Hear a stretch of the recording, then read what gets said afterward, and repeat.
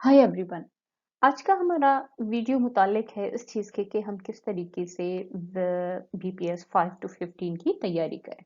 हमें बहुत सारे कमेंट्स मौसूल हुए हैं जिनका असल मकसद ये है कि हमसे लोग ये पूछना चाह रहे हैं कि वो तैयारी कहाँ से करें या कौन सी बुक्स रेफर करें, कौन कौन सी सोर्सेज यूटिलाइज करें। इस तमाम बहस से पहले मैं आपसे एक चीज ये कहना चाहूंगी कि सवाल ये नहीं होता कि हम तैयारी कहाँ से करें। सवाल ये होता है कि हम तैयारी कैसे करें। देखिए, अहम तरीन चीज होती है आपकी मोटिवेशन। उससे भी ज्यादा एक अहम चीज होती है डिसिप्लिन शेड्यूल। आप अगर दो चार चीजें देखते हैं, आप अपने आगे बहुत सारी रिसोर्सेज जमा कर लेने से हम जीनियस नहीं बन जाते। हम बहुत ज्यादा बुक्स लेकर अपने सामने टेबल पे रख लें तो ये कोई रेसिपी नहीं है कि हम कोई चीज सीख लें। सीखने के लिए जरूरी होता है कि हमारे पास एक तो सबसे पहले मोटिवेशन हो, दूसरा एक शेड्यूल हो, तीसरा ये हो कि how much we are effective in following that discipline, following that schedule. अब अगर हम इस टेस्ट के बारे में बात करें, so many videos are there. अगर आप इसी चैनल को देख लें, doctor Raza Academy and Educational Consultancy, यहाँ आपको पीएसटी, जेएसटी, बीपीएस 5 to 15 इससे मुतालिक इतने सारे वीडियोस आपको मिलेंगे जिसकी कोई आपको, अगर आप सिर्फ उन तमाम वीडियोस को प्रॉपर तरीके से देख लें तो बहुत सारे आपके मसाइल हल हो जाएंगे। अब मैंने यहाँ एम्फेसाइज किया है प्रॉपर तरीके से देखना। प्रॉपर तरीके से देखने का क्या मतलब है? देखिए, सिर्फ एक वीडियो को अपने सामने चला देने से हम उसका पूरा जो कंटेंट है वो एब्जॉर्ब नहीं कर सकते।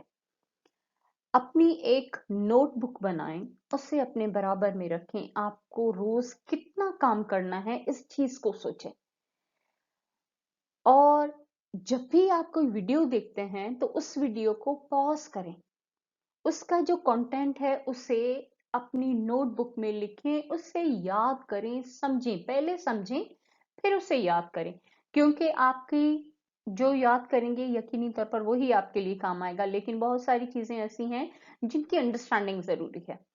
अब वीडियोस को इस तरह देखें, आप कहीं भी इधर उधर दौड़ने की जगह अगर आप रोजाना तौर पर 2 से 4 वीडियोस को बहुत गौर से, तफसील से, डिटेल से देखते हैं और उन वीडियोस को देखने के बाद जो सवालात आपके दिमाग में जन्म लेते हैं उनका भी जवाब ढूंढने की कोशिश करें। मिसाल के तौर पर, जैसे अ, किसी वीडियो में बात की गई है प्रीपोजिशन की, चलें अगर प्रीपोजिशन में कोई ऐसा लफ्ज आता है जो आपको समझ में नहीं आता तो try to note that down, फिर उस लफ्ज को ढूंढें, उसके मतलब, उसका इस्तेमाल देखें। इसलिए मैं आपसे ये कहूंगी कि already you have lot of resources. आगे चलकर मैं कुछ और भी आपको बताऊंगी रिसोर्सेज, लेकिन सबसे पहले ये है कि अगर आप कोई भी वीडियो, कोई भी चैनल फॉलो करते हैं तो सबसे पहले वहां जाएं, आपको वहां बहुत ज्यादा मटेरियल मिल जाएगा। Follow that one. यहाँ मैं आपको एक छोटा सा रिव्यू देना चाहूंगी टेस्ट का कि बेसिकली टेस्ट में है क्या इंक्लूडेड। ये जो टेस्ट है, इसके सैंपल पेपर्स और तमाम का तमाम मटेरियल इस चैनल पर मौजूद है। इसकी 3 कैटेगरीज है, मेट्रिकुलेशन, इंटरमीडिएट एंड ग्रेजुएशन। उन तीनों के पेपर सॉल्व, उनके सैंपल पेपर, हर चीज इस चैनल पर मौजूद है। आप उसे बहुत आराम से, या आप आईबीए की अगर वेबसाइट को फॉलो करना चाहें वहां जाएं तो भी आपको बहुत आराम से चीजें मिल जाएंगी।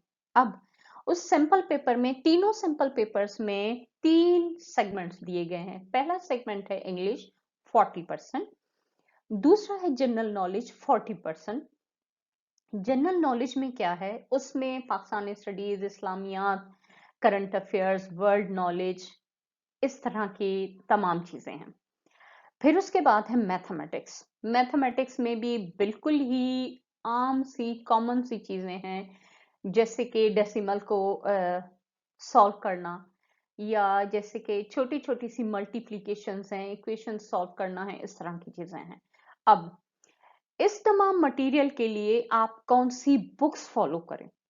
अगर आप जिस कैटेगरी के लिए अप्लाई कर रहे हैं, तीनों की तमाम चीजें एक ही हैं, सिर्फ उनके लेवल में डिफरेंस होगा कि अगर मेट्रिकुलेशन है तो वो सिर्फ 8th क्लास तक हो सकता है, मैट्रिक क्लास तक हो सकता है।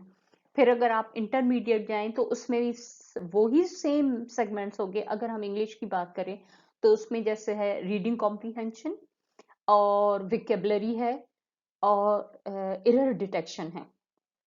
तीनों तरह की कैटेगरीज यानी मैट्रिक, इंटरमीडिएट और ग्रेजुएशन में सिर्फ थोड़ा सा लेवल का डिफरेंस है, वरना और कोई डिफरेंस नहीं है। तो ये चीजें आपके माइंड में क्लियर होनी चाहिए। अगर आप वाकई इन चीजों की तैयारी करना चाहते हैं तो एक सोर्स मैं आपको पहले बता चुकी हूँ, दूसरी सोर्स मैं आपको ये बताना चाहूंगी कि start watching TV, specifically news, world news.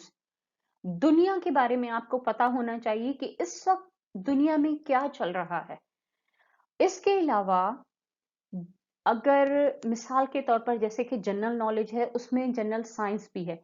आप अगर क्लास 1 से लेकर मैट्रिक तक की जो बुक्स हैं उनमें जो जनरल नॉलेज है, उसमें जो एवरीडे साइंस है, इंग्लिश है, मैथमेटिक्स है, अगर आप उसे यानी कि समझ लेते हैं, दैट्स मोर देन इनफ।